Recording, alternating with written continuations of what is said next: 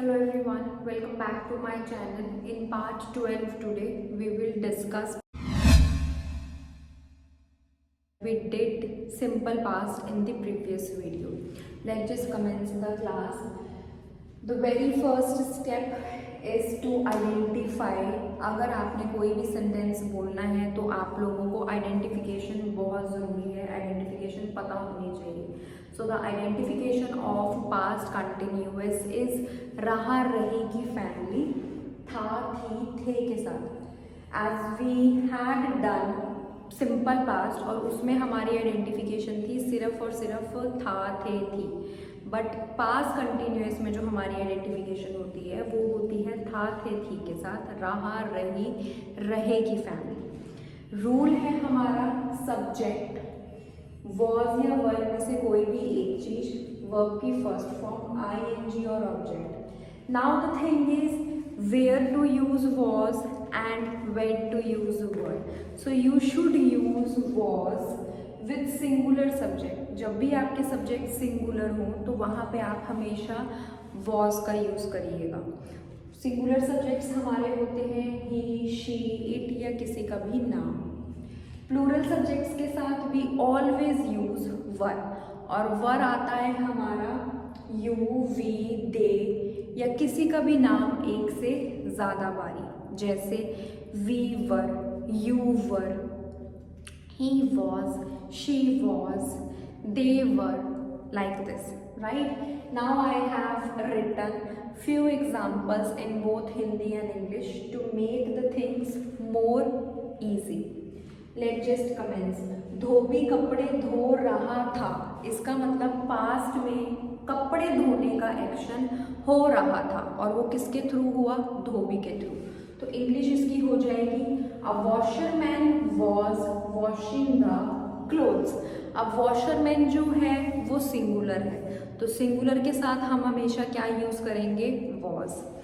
Next sentence है मेरा बच्चा पढ़ रहा था. बच्चा मतलब अ सिंगल चाइल्ड. तो इसमें हम कह सकते हैं a child was studying. Keep one thing in your mind whenever you are like want to make a sentence on past continuous. तो दो चीज़ों का बहुत ही ज़्यादा ध्यान रखना is this I was and I were. बहुत सारे यूजर्स को मैंने देखा है वो कंफ्यूज हो जाते हैं where to use I were, when to use I was. After watching this video, this query will also get clear. तो सबसे पहली चीज आती है आई वॉज. आई वॉज हम यूज करते हैं टेंसेस के साथ. जब भी हमें कोई भी sentence with the help of tenses बनाना है तो वहां पे हम यूज कर सकते हैं I was. I was writing, I was dancing, I was thinking, I was eating, I was cooking, like this.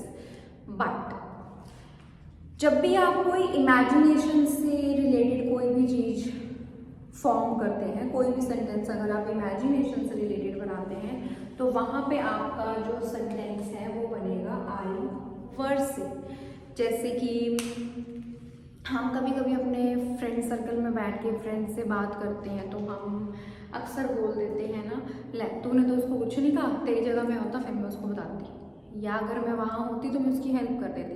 Sentence like this. तो आप इमेजिन कर रहे हो ना, तो आप वहाँ थे ना आपने उसकी हेल्प करी, तो वहाँ पे you can say if I were there. जैसे मुझे बोलना हो अगर मैं पक्षी होती तो मैं कहीं दूर उड़ जाती. मैं पक्षी तो हूँ नहीं तो मैं उड़ भी नहीं सकती, तो मैं यहाँ पे बोल सकती हूँ आई वॉज नहीं, मैं इमेजिन कर रही हूँ. तो the imagination sentence is under this I were. If I were a bird, I would fly away. मैं कहीं दूर उड़ जाती. ठीक है. तो कभी भी आप इमेजिनेशन से रिलेटेड इमेजिनरी वर्ल्ड में जिएंगे तो वहाँ पे आप यूज कर सकते हैं आई वर का. But as of now try to use I was in your tenses. Okay. Next sentence है हमारा गीता कविता लिख रही थी. मतलब गीता पास्ट में कुछ एक्शन कर रही थी और वो एक्शन था उसका कविता लिखना. तो सेंटेंस हमारा कुछ इस तरीके से बनेगा. अगेन गीता हमारा सिंगुलर सब्जेक्ट है तो सिंगुलर के साथ वॉज। गीता वॉज राइटिंग, कविता को हम इंग्लिश में कहते हैं पोएम, तो यहाँ आ जाएगा अ पोएम। तो sentence would be Geeta was writing a poem. Next sentence है हमारे पास, तुम जा रहे थे।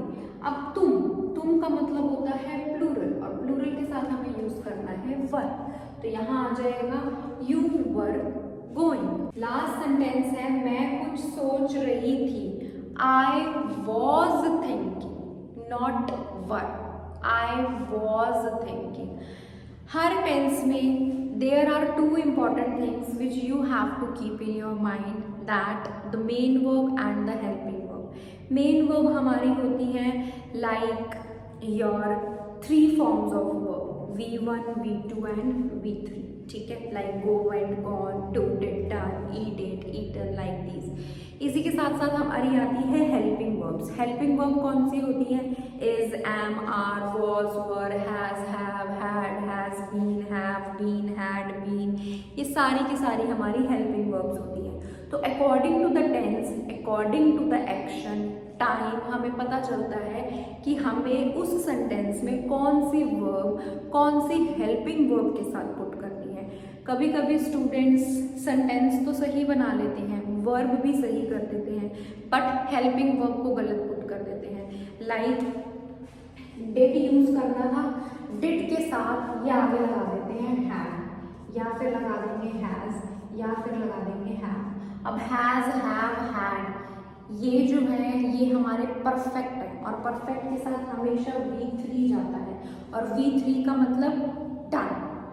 तो try to use all your helping verbs and your main verbs accordingly, so you cannot get confused कि कहाँ पे क्या फॉर्म हमें यूज करनी थी। Just have a look, form more and more sentences to have a good command at English in tenses as well. Just please have a look.